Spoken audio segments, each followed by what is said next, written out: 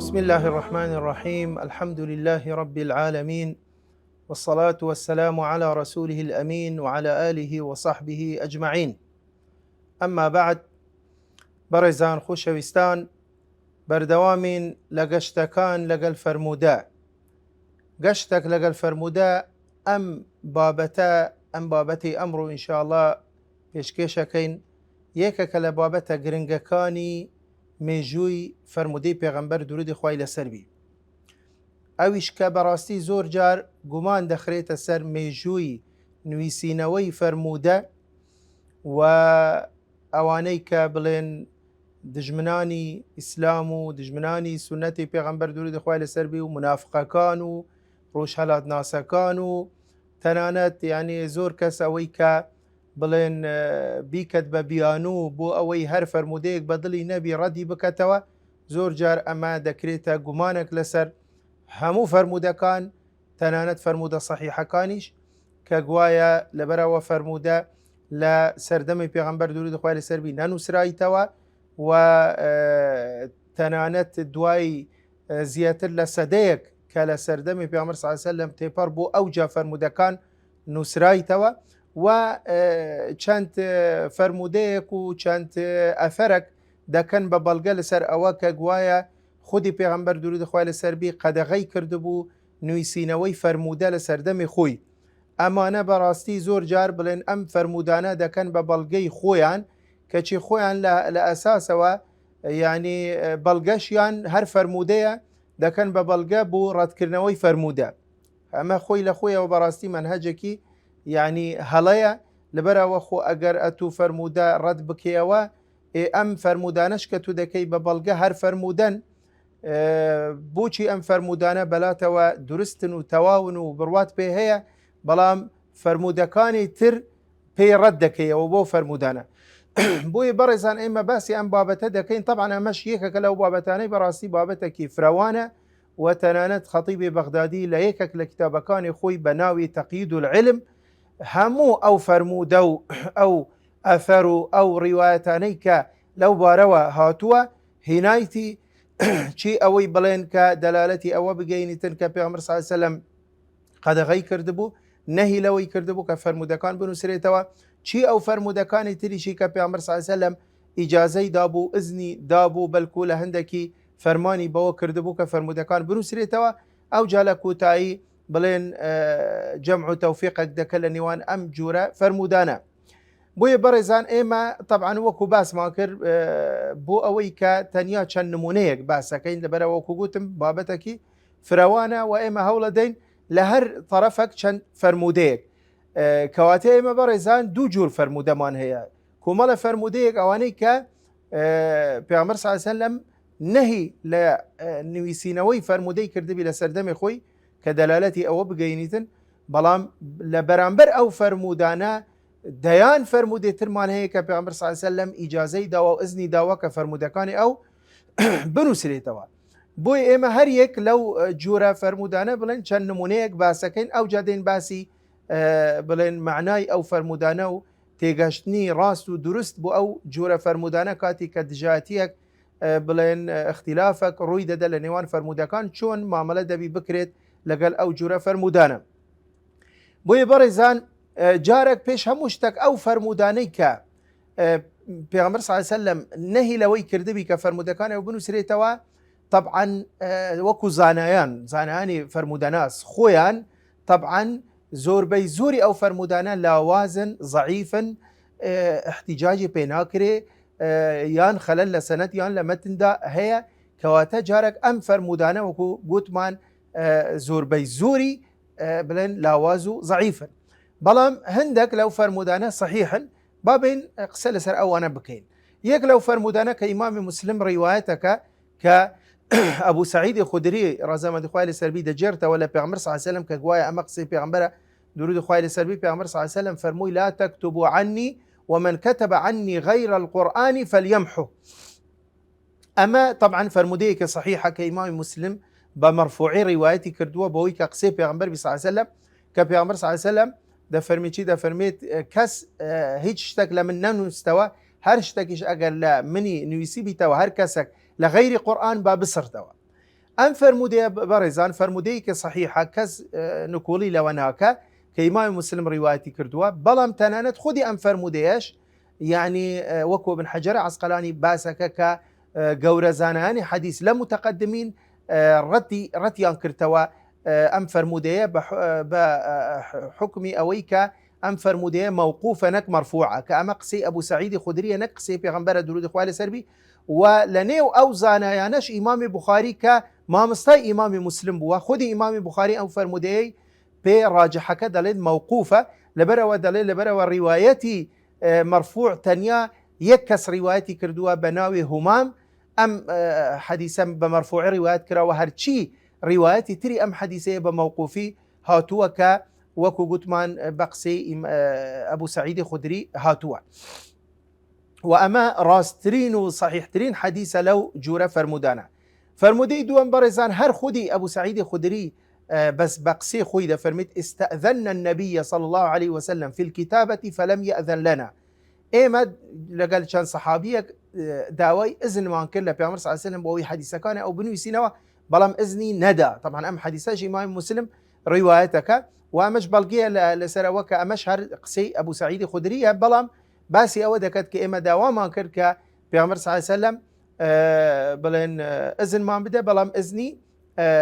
نداين امش بلقيه لسروك نوي سينوا هبوا برزا تنانت اگر بيغمبر صلى الله عليه وسلم اذني شي ندابي اما بلقيه لسروك نوي سينوا هبوا وصحابي هبوا كخوين داوي هبوا اگر شي زور لصحابه كان اميش بوينا وبتايبتي لعرب كان بلام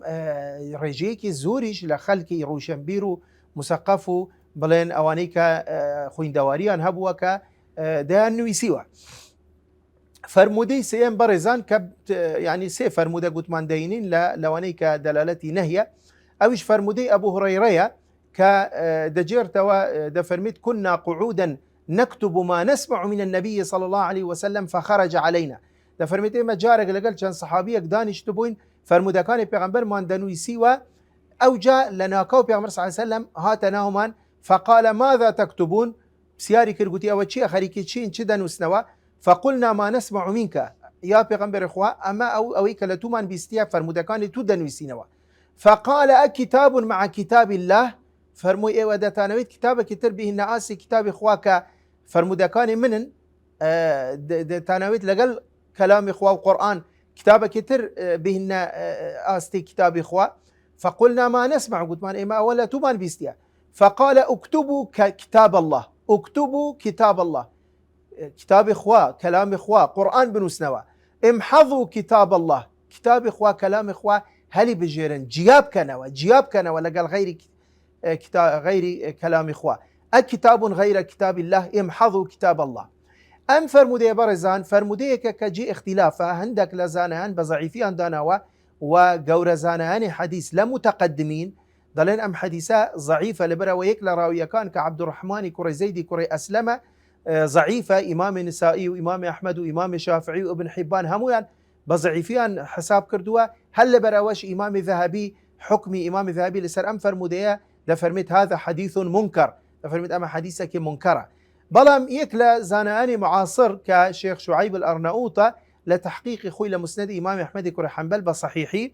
دايناوا بلام برزان قريمانا أقر بلين أما صحيح جبي خو هلا خدي فرمودكا ديارا ما بستي بيعمر صلى الله عليه وسلم تشيب فرموي أكتاب مع كتاب الله هذا تناويت كتابك كتر لغير كتاب إخوة بوي تنانز زانان دفرمون ما بستي بيعمر صلى الله عليه وسلم أو بوا كليك صحيفة ليك لا برا هردوي ننسليتوا قرآن وحديث ليك صحيفة ننسليتوا هلا براوش فرموي شي فرموي امحضوا كتاب الله يعني كتاب إخوة كلام إخوة بجياب نسنوا كواتا تنانت خودي أم حديثش بلغانية لسراوكا أجر طبعا قوتمان أجر راستيج بيك قوتمان زور بي زانان حديث لمتقدمين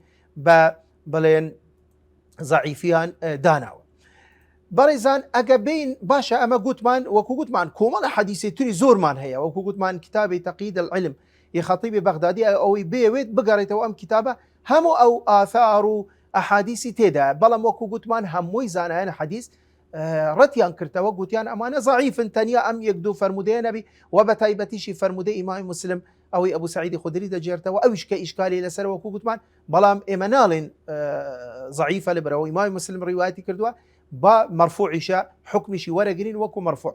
بەڵام بەڕێزان لە هەمان کاتدا ئێمە دەیان فەرمودەی ترمان هەیە کە زانایانی حەدیث هەموو ئەو فەرمودانی تر بە سەحیحیشیان داناوە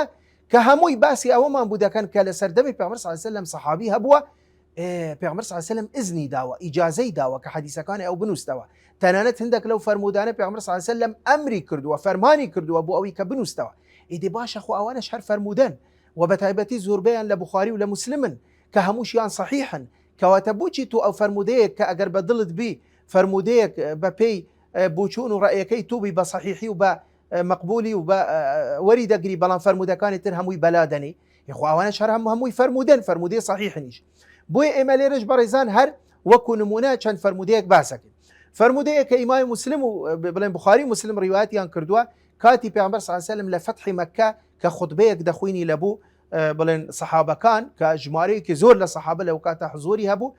دوای خوتبەکە کۆتایی پێدێتن کەسێک دێتن کە خەڵکی یەمەنە کە کونیەکەی ئەبوو شاه پێدەگوترێ ئەبوو شاه کەسێکی نابینا بووە و کەسێکی نەخوێندەوار بووە دیار بوو زۆر معجب بوو بە خوتبەی پێغەمبەر صلی الله علیه و سلم هاتە خزمەت پێغەمبەر صلی الله علیه و سلم فەرمووی یا رسول الله اكتب لي ما قلته في خطبتك یا ئەی پێغەمبەری خوا خوتبەکەی خۆت بۆم بنووسەوە ئەوجا پێغەمبەر صلی الله علیه و سلم فەرمووی بە ئەمری کرد بە هەندێک لە سەحابەکان فەرمووی اكتبوا لأبي شاه اكتبوا لأبي شاه بۆ ئەبوو شاه بنووسنەوە خوتبەکەی من خوتبەکەی ئەویشی هەمووی فەرمودە بوو هەمووی حەدیث بوو باشە کە ئەمە بوخاری مسلم ڕیوایەتیان کردووە فەرمودەیەکی ترمان هەیە کە ئیمامی بوخاری ڕیوایەتەکە کە پێغەمبەر صلی الله علیه و سلم لە کاتی سەرمەرگ پێش ئەوەی کە بڵێن وەفاتی بکە دەفەرمێت ائتوني بكتاب أكتب لكم كتابا لا تضلوا بعده دەفەرمێت پێم خۆشە کتابێک بمدانێ بۆ ئەوەی من شتێکتان بۆ بنووسمەوە و بۆ ئەوەی کە ئێوە دەستی پێوە بگرن و بۆ ئەوەی گومڕا نەبن لە دوای خۆم طبعا بوي لرا ابن حجر عسقلاني ده فرميت في هذا الحديث دليل على جواز كتابة العلم ده فرميت أم حديثة بلغية لسر وكا درز بو أنو يسينوي حديث لسر دمي خولي بروا بيغمبر صلى الله عليه وسلم هيش تك نايكا أجا بيتو دروس نبيان بيتو مثلا قد غبي فرمودي كتر كديسان إمام بخاري روايتك ده فرميت شي ما من أصحابي طبعا لا أبو هريرة روايتك كأمقسي أبو هريرة إمام البخاري بسند خوي لا أبو هريرة دجرت وك أبو هريرة فرموي ما من أصحاب النبي صلى الله عليه وسلم أحد أكثر حديثا عنه مني إلا ما كان من عبد الله بن عمرو فإنه كان يكتب ولا أكتب زانا بارزان أما بخاري روايتك ده فرميت أبو هريرة من لنيو همو هاولاني پیغمبر درود خواه لسربي كس لمن زياتر فرمودي ندبس لبيغمبر صلى الله عليه وسلم فرمودي ورنقرت ولا بيغمبر صلى الله عليه وسلم تنيا عبد الله يكوري عمرو يكوري عاص نبي اوش لبرا وچوكا او دينوي سيوا من لبرم ذكر من نمدنوي سيوا او دينوي سيوا كواتا ما بلغي لسروكا بالي صحابي ابو دينوي سيوا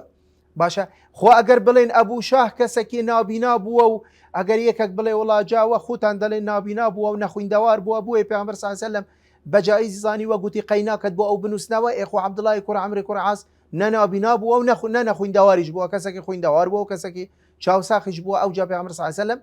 بڵێن ئەزنی دابوو کە ئەو حەدیثەکانی ئەو بنووسەوە فەرمودەیەکی تر بەڕێزان کە دیسان ئیمامی بوخاری ڕیوایەتەکە بە سەنەدی خۆی لە ئەبوو جوحەیفە کە دەفەرمێت ئەبوو جوحەیفە فەرمووی قلت لعلي بن أبي طالب علي كور أبي طالب قلت هل عندكم كتاب بسيارم ليكر قلت أي علي هيج كتابكتان هي قال لا إلا كتاب الله نخر إلا كتاب إخوان نبي قرآن نبي وفهم أعطيه رجل مسلم أو ما في هذه الصحيفة يعني أجر تيجاشتنك تفسيرك كسك خواي جورا بي بخشي بيتن يان أو إلنا أو صحيفة دا لنا أو كتابة دا هي قلت وما في هذه الصحيفة قلت مهرز زحمة نبي لو صحيفة لو كتابة شي تدعى قال العقل وفكاك الأسير ولا يقتل مسلم بكافر فرموي لنا أو كتابة عقل أحكام الديات كأمل بابي بلين ديان حديث مان هي لو باروا وفكاك الأسير هندك أو حديثاني كبيوندي بابتي ديلو أسير أو أنا وهبوا وحديث لا يقتل مسلم بكافر أمل لنا أم صحيفة ده هيك وتعمش بالغية لسروكا بالي بنوسينا وهبوا فرمودي كتر أما بينجم فرمودي كهموش يعني صحيحا وفرمودي تري زورة بلام قسيلة سرناكين هر كرتي دكين ولو فرمودانا كفرمودي عبد الله كرة عمري كرة عاصة ك بيشتر قوتمان أبو هريرة ده فرمي الثانية أولى من زياتري نويسي توا يعني أول زياتر لمني بيستيا لبيعمر صلى الله عليه وسلم شو كدي نويسي ومن نم نويسي عبد الله كرة عمري كرة عاصة فرمودي كإمام أحمد وأبو داود وإمام حاكم روايته كانوا بصحيحي سندي صحيح ده فرميت كنت أكتب كل شيء أسمعه من رسول الله صلى الله عليه وسلم من همشتك كدمبيس لبيعمر صلى الله عليه وسلم كم ذاكر ده من ويسيوا أريد حفظه دميس دواي أولا بريبك فنهتني قريش بلام قريش قوتيان كاكشتي ومكا يعني بمن ينقود قوتيان منو سوا بو قالوا إنك تكتب كل شيء تسمعه من رسول الله صلى الله عليه وسلم ورسول الله صلى الله عليه وسلم بشر يتكلم في الغضب والرضا هرب تو همشتك ده بيسيل بيعمر صلى الله عليه وسلم ده ينويسيوا باشا تنازني بيعمر صلى الله عليه وسلم أوش إنسان بشرة جاروا هاي لكاتي توربون ده نستوى يعني قسيك ده كجاروا هاي لكاتي آساي أوجد لي فأمسكت عن الكتابة دعاء يتر براسي وازم لهنا بلام وكو بلا يشتكل دلي هر مابو دليت شو ما خزمت بيعمر صلى الله عليه وسلم فذكرت ذلك لرسول الله صلى الله عليه وسلم بيم قلت حاله مثلا أو يا رسول الله بيعمر صلى الله عليه وسلم خو أجر قدغك فعلا ما بستي بي أو بي يعني قدغك بردوان بها تاكو تاي جياني بيعمر صلى الله عليه وسلم خلو كاتب بيعمر صلى الله عليه وسلم مفروض أبو تأيد قصي أم صحاباني تري بكردو مفروض أبو بي قلت أبو بالي أدي بيشتر منش بيمنا قلت منو سنوا بلام ليه ربزاني بيعمر صلى الله عليه وسلم فرمو شي فرموي اكتب بصيغي أمر فرموي بنو سوا اكتب فوالذي نفسي بيده ما خرج مني إلا حق سن بو ذات دكم كنفسي مني بدستا هرشتك لمنا ودرب كوي لنا ودم دربشي إلا حقه من هيشتك لا خوما ونالم همشتك دينه ومشتك وحي اللي أنخوا وهاتوا وهي بريزان أما إذا باشا أما وكو قطبان كوما حديث تريشي أو صحيح ترين يعني باسم كد وكوما حديثيش لا طرفي كم قطبان هي كيك لو حديثانا صحيحة أو إشكالي قسيلة سربوكو أما جمع بيك باشا ليرة لا طبعا أما هي كم بابت نية كجي خلاف بي جي تعارض بي ديان بابت مان هي أحاديثي جورا وجور مان هي اختلاف راي جواز هي بل كنت لنا قرآن اختلاف ظاهري مان هي آيتك لقل آيتك يتر يان آيتك لقل حديثك بلان بريسان ليرة إيما زانهاني فرمودناس علمك يان دامزران دوا علمك سربخو بناوي علم مختلف الحديث ومشكل الحديث كشارسري أم بابتنا أم فرمودنا وأم تعارض روكشيا دكا بوي بريسان ليرة زانيان لا بلين معناي أم جورة فرموداني كظاهرا تعارضك يا لنيوانيان دا بلين كومالا راوبوچون يعني هي أمن سيان باسا كم ليرة كليرش أم سيان معتبر براستي هموش يعني بلين بلغا كاتي أم شيكرنا ودا كان بو أو جورة فرمودانا يك لو أنا بريزان كفرموانا أو فرموداني ك بيغمر صلى الله عليه وسلم قد غيكر بو أو يكبنو سيريتا وما بستي بي أو بو كليك لا برا ليك صحيفة هردونا نسيرت شكا بريزان إما باسي سردمك دا كين كلوس لو كاتا آياتكان قرآن جدادة بزين قرآن خو هموي جارك دانا بزي قرآن بيروز لا بماوي بيستو سي صال دا بزي منجما مفرقا بوكاتي جاواز بو لو كاتا همو قرآن دانا بزي بو لو كاتا بيغمر صلى الله عليه وسلم ترسي أويها بو كصحابة كان أقر خوان مشغولي حديثة كان أو بكانوا حديثة كان أو قرنجزية تربي بدنيان بنوس نوا أو وقت لوانية تيكل دبي لقى القرآن بيروز بو دالين ما بس بيغمر صلى الله عليه وسلم أو بوكا قيناك بنوس نوا بلام بجيا لا بريك جيا ليك صفحنا چونك هر وكو أو حديثا شكا قطمان امحضوا كتاب الله يعني دريبين هلي بجيرن جاب كانوا كلام الله كتاب الله كواتا دالين أو حديثانا كبيغمر صلى الله عليه وسلم قد غي كردون ما بس بي أو بوا كليك لا برا ليك صحيفة هردونا نسرتا كواتا درستا لصحيفة قرآن لصحيفة كتر حديث إشكالي تيدانية أما بوچونك كتر برزان أوانش كدالين أو فرموداني كإذني داوا يعني أمري كردوا أمانا ناسخن نسخي فرمودكاني تري كردوا أواني كسرتاي دابزين قرآن بيغمر صلى الله عليه وسلم ترسي أوي هبوا حەدیسەکانی ئەو تێکەلی قورآن بن پێغەمبەر صلی الله علیه و سلم پێی خۆش نەبووە بۆیە قەدەغەی کرد بەڵام دوای ئەوە کە کەتەبەی وحی هەبووە و کە ترس نەما لەسەر ئەوەی کە قورآن تێکەل بە حەدیث ببێ ئیزنی دا و پێی جائز بووە و هەرچی ئەو فەرمودانەش بەڕێزان ئەوانەی کە باسی ئیزنەکەن هەمووی لە ڕووی مێژووەوە هەمووی لە ئەخیری هاتووە بۆ نمونە ئەو فەرمودەی ئەبوو شاه وەکو باسمان کرد گوتمان لە فتحی مەکە لە کۆتایی بڵێن سەردەمی پێغەمبەر بۆ صلی الله علیه و سلم فەرمودەی ئەبوو هورەیرە کە باسی ئەوە دەکات دەڵێ کەس لەمە زیاتر لە پێغەمبەر صلی الله علیه و سلم نەبیستە ئیلا عەمری کوڕی عەبدوڵای کوڕی عەمری کوڕی عاص نەبی ئەویش لە کۆتایی بوو چونکە ئیمامی ئەبوو هورەیرە هەفتەی کوچی مسلمان بووە کەواتە ئەو باسی دوای هەفتەی کوچی دەکات کە عەبدوڵای کوڕی عەمر حەدیسەکانی ئەو نوویسیتەوە و حەدیسەکەی تر کاتی پێغەمبەر صلی الله علیه و سلم گوتمان لە سەرەمەرگ کە داوا دەکە کتابەکەم بوو بینن بۆ ئەوەی حەدیسەکانی تو حەدیسەکانیان شتێکتان بوو بنووسمەوە کتابێک بۆ ئەوەی لە دوای من گومڕانە بن ئەوەیش لە سەرەمەرگ بووە پێش ئەوەی کە وفاتی بکە بۆیە بەڕێزان ئەو فەرمودانە هەمووی بەڵگەن لەسەر ئەوەکە ئەگەر فەرمودەکەیانی تری صحیحیش بنیان ئەگەر فەرمودەی ئیمام مسلم بە مەرفوعیش وەری بگرین کەواتە ئەو لە سەرەتای ئیسلام بووە نەک لە کۆتایی سەردەمی پێغەمبەر صلی الله علیه و سلم بوچوونی سێم بەڕێزان ئەویش ئەوەیە کە هەندێک لە زانایان دەڵێن قەدەغەکردنەکە گشتی بووە بۆیە پێغەمبەر صلی الله علیه و سلم دەیویست بەعام بوو لەبەرەوە چونکە ئەمە بۆ ئەوەی خوا نەخواستە ئەگەر یەک فەرمودە تێکەل ببی بە قورئانە مەکەمە ئەمە زۆر بڵێن ترسێنەر و خەتەرناکە بۆیە پێغەمبەر صلی الله علیه و سلم پێخۆش نەبوو ئەمرێکی گشتی دەرکرد بۆ هەموو سەحابەکان کەس بۆی نییە فەرمودەکانی ئەو بنووسەوە بەڵام دوای ئەوە کۆمەڵە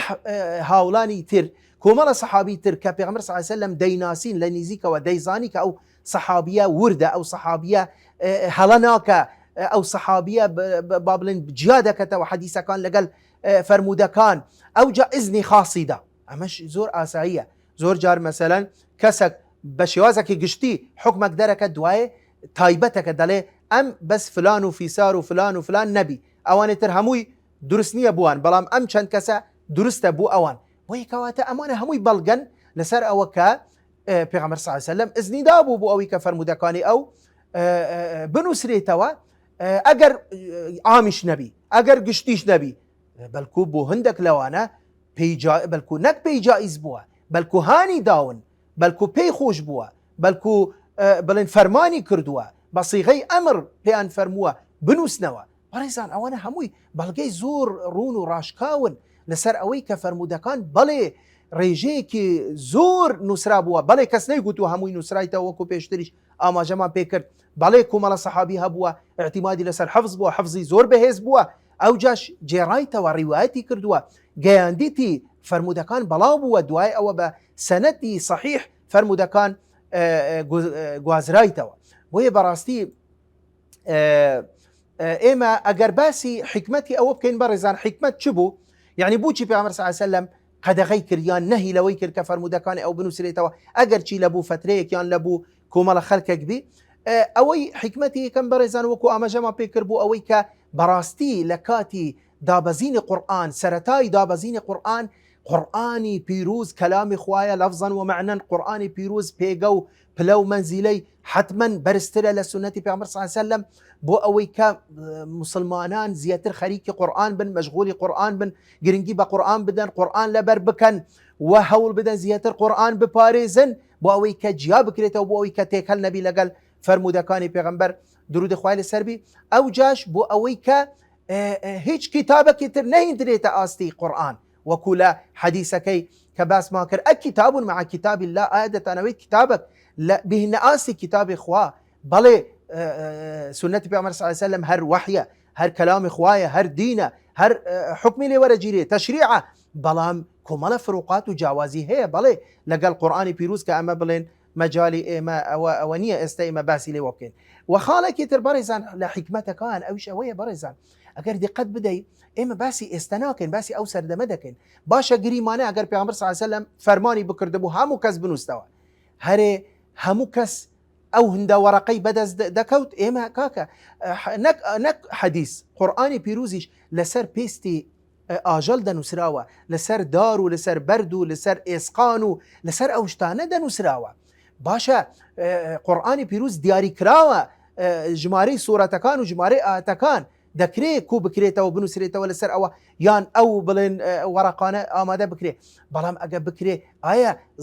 زایقەت و حەرەجێکی زۆر نەدەکەوتە ناو سەحابان ئایا سەحابەکان دەیانتوانی ئایا ئەو هەموو وەرەقەیە وەکو ئێستا نەبوو بڕوو بیکڕە بە بەندی وەرەقە بە کارتون بینە لە پێش خوددانێ و هەتا سبەینە هەتا ساڵێکی تر بنووسە وەرەقە خلاص نابی ئێمە باسی ئەو سەردەمانە دەکەین بەڕێزان بۆیە کارێکی ئەستەم بوو بەڕاستی کە ئەوان بتوانن چ بکەن هەموو ئەو شتانە بنووسنەوە لە بڵێن لەسەر ئەو شتانەی کە بەدەست نەدەکەوت یان ئەو هەموو حبرە لە چێ بینی ئەو بڵێن دەستنووسانە ئەو قەلەمانە کە هەمووی بە قامیش و بە حبر و باوانە دەنووسراوە باشە وەکو باسیشمان کرد پێشووتر فەرمودی پێغەمبەر صلی الله علیه و سلم بریتیە لە قسەکانی کردەوەکانی تەقریراتی دانپێدانەکانی صفاتی بەڕێزان ژیانی پێغەمبەر صلی الله علیه و سلم هەمووی فەرمودەیە هەمووی سنەتە هەمووی سیرەیە کەواتە هەمووی مەطلوبە هەمووی تومار کراوە دوای ئەوە بەڵام لەو سەردەمانە ئەو هەموو وەسائلانە لە چێ بەدەست بهێنن باشە بۆیە بەڕێزان لە ئێمە لێرە گەیشتینە نەتیجەیەک بەڕاستی کە ئەم قسەی ئەسڵ و ئەساسی بووی نییە کە فەرمودەکان لە سەردەمی عومەری کوڕی عەبدولعەزیز نووسرایتەوە لە دوای سەدەیەک کە بەسەر سەردەمی پێغەمبەر صلی الله علیه و سلم تێپەڕ بووە ئەوجا نووسرایتەوە کە ئەمە بڵێن لە چی ئەم خەڵتە لە چی زۆر جار لە چی دروست بووە لەوەی دروست بووە بەڕێزان کاتی کە باسی تەدوینی سنەتی پێغەمبەر دەکرێت دەڵێن تەدوینی سنە یان مێژووی تەدوینی سنە دەڵێن لە سەردەمی عومەری کوڕی عەبدولعەزیز بووە کە یەکەم خەلیفەی موسڵمانان بە شێوازێکی فەرمی ڕسمی کە ئەمری دەرکرد بەوەی کە پێشووتر ئیمامی عومەر ویستی لە سەردەمی خۆی عومەری یەکەم ویستی لە سەردەمی خۆی فەرمودەکان کوو بکەتەوە و مشورەتی سەحابەکانیشی کرد و هەموو سەحابەکانیشی بڵێن متفق بوون هاوڕابوون لەسەر ئەوە کە بەڵێ پێویست دەکە فەرمودەکانی ئەو بنووسێتەوە لە سەردەمی عومەری کوڕی خەتاب کە ئەمەش بەڵگەیە لەسەر ئەوە کە لەو کاتەش بیرۆکەی نوویسینەوەی فەرمودە لە سەردەمی یعنی کوکردنەوە نەک نوویسینەوە کوکردنەوەی فەرمودە لە سەردەمی عومەری کوڕی خەتاب بووە بەڵام دوای ئەوە کە هەموو سەحابەکانیش هاوڕا دەبن لەگەلی ئەو جا ئیمامی عومەر دەڵێت یەک مانگ نوێژی ئیستیخارەم کرد ئەو جا دلم مرتاح نەبوو ئەو جا پاشگەز بوومەوە وەزم لەوە هینا ئەو جا عومەری دووەم عومەری کوڕی عەبدولعەزیز هەستا بەو ئەرکە پیرۆزە و بەو کارە مبارەکە کە بە شێوازێکی گشتی ئەمری کرد بە کوکردنەوە بەڕێزان بۆیە لێرە زۆر جار کە ناتێگەشتنەک دوورسەبی لە نێوان مستەلەحەکە زاراوەکە بەڵێ تەدوین یعنی کوکردنەوە یعنی ئەوەی کە ڕوویدا لە سەردەمی عومەری کوڕی عەبدولعەزیز جەمعی سنەت بووە کوکردنەوەی فەرمودە بووە و ئێمە بەڕێزان ئەگەر بگەڕینەوە بوو واتای تەدوین و کتابە و بڵێن تەصنیف ئێمە سێ زاراوەمان هەیە کە لە ڕووی زمانەوانیەوە ئەو جا بوومان دەرەکەوی کتابە بەڕێزان لە لیسان العرب لە ابن منظور یەکێکە لە معجەمی زۆر معتەبەر لە زمانەوانی کە باسی کتابە دەکات دەفەرمێت كتب الشيء كتبا وكتابا وكتابة أي كتبه أي خطه يعني كتابة الشيء خطه يعني دلكاتي كشتك تدنويسي فعلا سرتاي نويسي نوي شتك أو ينويسي نوي بلام تدوين برزان هل لسان العرب ده فرميت الديوان مجتمع الصحفي الديوان مجتمع الصحفي ديوان أوي كتو صحيفة كان بيشتر هبوة بس كتو كودك يوا بوية تدوين لتاج العروس وقد دونه تدوينا أي جمعه يعني كوكرايتوا أو جاء تصنيفها تصنيفش لسردمان دواترها تصنيفش أوي تمييز الأشياء بعضها من بعض كاتي كالكتابة كان حديثة كان هموي جاكرانوا أوي طهارية أوي صلاة أوي زكاة أوي حجة أوي مسانيد راوية كان يعني أما تصنيفي بيدا قتري كواتا كتابة لسردمي بيغمبر صلى الله عليه وسلم هبوا أو جاء تدوين بلي تدوين لسردمي عمري كوري عبدالعزيز هبو كو أويش كو كرنوية جمعة نكي أويا باشا أو جاء تصنيف آخر خال برزان لو أنا هندك بلين باشا هندك صحابي هبوا يعني هندك تابعي هبوا أو حديثاني كالبردستي بوا هستوا سوتانديتي لناوي بردوا أدي مثلا أوش لدوي وفاتي بيغمبر صلى الله عليه وسلم لسردمي صحابة لسردمي تابعين بلي كومال آثار من هي لو باروا بلام أوش ولامي راست أويا زور بيزوري أو آثارنا ضعيف لا وازن زانيان رتيان كرتوا وأوانيك صحيح نيش بريزان هوكارك هبوا هوكاركش أو بوكا بو أوي كنكوي تدستي كسي نا أمين بويە مەسەلەن دوو نمونە باسەکەم ئەبوو قولابە وەسیەتەکە لەبوو بڵێن خزم و کەسوکاری دەڵێ ئەگەر من مردم پێش ئەیوب سەختیانی کە ئەیوب سەختیانی یەکەکە لە گەورە ئیمێ حەدیث دەفەرمێت ئەگەر من مردم پێش ئەیوب سەختیانی هەموو کتێبەکانی من ئەوانەی کە حەدیثی تێدایە بیان سوتێنن و لە ناوی ببن، بەڵام ئەگەر من مردم ئەوجا ئەو لە ژیاندا مابی بیدەنە ئەو مەیستێنن بیدەنە ئەو کەواتە من بەڵگێ لەسەرەوە کە ئەو یعنی ئەمین نەبووە لەوەی کە حەدیثەکانی ئەو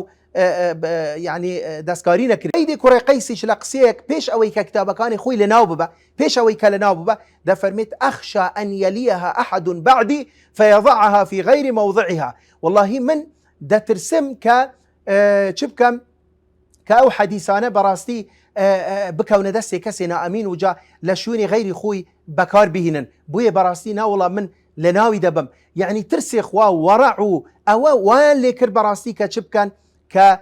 ئەو حەدیثانیان ئەو کتێبانیان ئەو نووسراوانە بیانستێنن. طبعا هەموو کەسیش وایان نەکردووە، هەندێک لەوانەی کە وایان کردووە گوتمان زۆربەی لەوانە ئەسڵەن هەر سەنەدیان ضعیفە هەروانیە ئەسڵ و ئەساسی نییە، ئەوەیشی کە بە صحیحی ثابت بووە مەبەستێکی تایبەتی هەبووە. بۆیە بەڕێزانەی مە کاتمان تەوا بوو ئینشاءالله بە پشتیوانی خوای گەورە لە بەرنامەی داهاتوو باسی ئەو صحوفانە دەکەین ئەو دەستنووسانە دەکەین کە لە سەردەمی پێغەمبەر صلی الله علیه و سلم لە سەردەمی سەحابە یعنی و مێژوونووسان و بڵێن زانایانی حەدیث باسییان کردووە. وآخر دعوانا الحمد لله رب العالمين.